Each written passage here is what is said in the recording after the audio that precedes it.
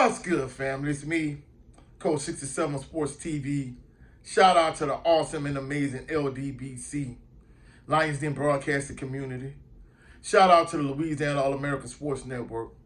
And shout out to the greatest university in the world, the Southern University, home of the mighty Jaguars.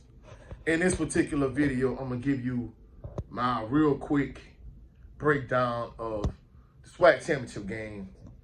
For those individuals that have not done so already, go to my brother Doc Holliday channel, HBCU Overdrive. We did a full breakdown of the SWAC championship game. We broke it down from Southern's offense against Jackson State's defense, Jackson State's offense against Southern's defense, and a matchup of the two teams from a special team standpoint. I'm not gonna go into like the super full breakdown that we did on the show. You know, if you want like the super full breakdown, every aspect of it, you know, go check out the show. It was like a 3-hour live stream, so go check it out. I'm gonna just kind of give you things from a Southern University perspective. First of all, defensively, I think it's gonna be imperative that Kelby Givens and Big Willie Miles and Davin Cotton, you know, up front, they're disruptive, they wreak havoc, and that they really limit Irv Mulligan and Jacobian Morgan offensively. And that's one thing too. Jackson State's receiving core is not at full strength. You know, they're missing receivers. They don't have guys like Rico Powers at their disposal. But even with that being said, you know, Jackson State had the kind of success they had during the course of the season for a reason.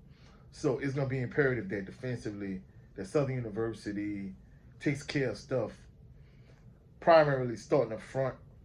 And then we know that Herman Bristol III, that he had a massive hit in the Bayou Classic, so he's going to be out for the first quarter of the game. You know, I'm glad the young man is all right because, you know, he was laying on a Caesar Superdome field for a long time. So I'm glad he's okay. He's out the hospital. They say he had a concussion. So I'm glad he's better.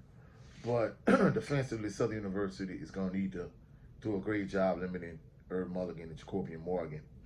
Offensively, you know, we know Mark Frederick is going to lean heavily on the running game. But it's going to be imperative that Kendrick Grimes and Kobe Dillon plays well, that they get behind those big offensive linemen, and that they run the ball well. The offensive line is going to need to do an excellent job this game. I know late in the Bayou Classic, they were able to, you know, break off big runs, Kendrick Grimes in particular. Kobe Dillon had a long one, but he got caught from behind. But it's going to be imperative that up front, that the offensive line does an excellent job. In fact, realistically, up front on both sides of the ball, Southern is going to really need to control the line of scrimmage to have any kind of success in the SWAC championship game. But offensively, they're really going to need to do a good job and get the running game going. But more than anything, from a turnover perspective, Southern cannot afford to turn the ball over Saturday. They're going to need to protect the ball. And I think Jalen Woods is going to need to make some plays from the passing game, because teams know that Southern is going to lean heavily on the running game with Kendrick Grimes and Kobe Dillon and even C.J. Russell to a certain degree. So it's going to be imperative that Jalen Woods make plays from a passing perspective. But more than anything, that the wide receivers, they can't afford to drop all the passes they've been dropping during the course of the season. I mean, don't get me wrong. I know there's been a lot of inconsistency at the quarterback position, but it's going to be imperative that Southern University's wide receivers come to play. You know, Chandler Whitfield had a huge game. You know, I'm glad that, you know, he got back healthy. And, you know, his last Bayou Classic, he was able to, you know, go out with a bang and have a big game. He's going to need to have another big game this weekend against Jackson State. Darren Morris, you know, hopefully he could bring his A game also. But those two receivers are going to need to really step up. From what I'm understanding, Cam Jefferson still is on suspension. Quay Davis is coming off suspension. But either way the cut go, I mean, Southern University's wide receiving core is going to have to step up. They can't afford to have all these drop passes the way they've been having them during the course of the season.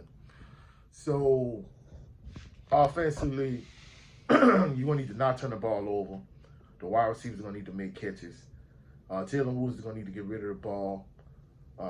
At certain points on the Bayou Classic, Southern University, they struggled to get off of like press coverage when Grambling played man-to-man press coverage. So the wide receiving core is going to need to step up and going to really need to be able to complement the running game.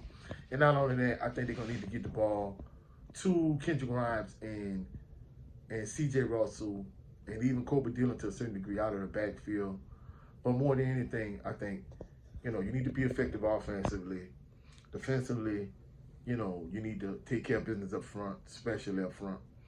But in a special teams game, it's going to be imperative that you don't give up any big plays the way you did in the Bayou Classic because, truthfully speaking, I think had they not give up the kick return for a touchdown, I think the Bayou Classic ends up being a blowout.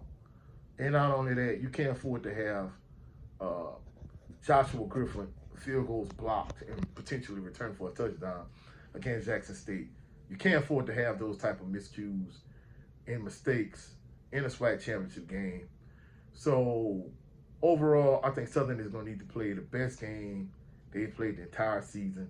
You're going to need to play a clean game, not give up any explosive plays, no big plays to Herb Mulligan, Jacobian Morgan, and just all the playmakers that Jackson State have. You can't afford to have all these big plays.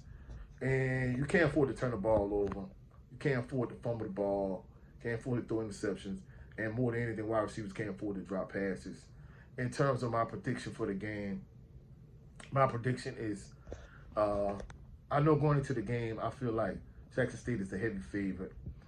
I'm picking Southern University to pull an upset. My final score prediction is Southern University 21, Jackson State 20. I think it's going to be a close game. I think it's going to be a tight game. I think it's going to be a better game than a lot of people think it's going to be. But at the end of the day, I think Southern University narrowly is going to make enough plays to come out and win a SWAC championship and head to the Celebration Bowl against South Carolina State. That's my personal opinion.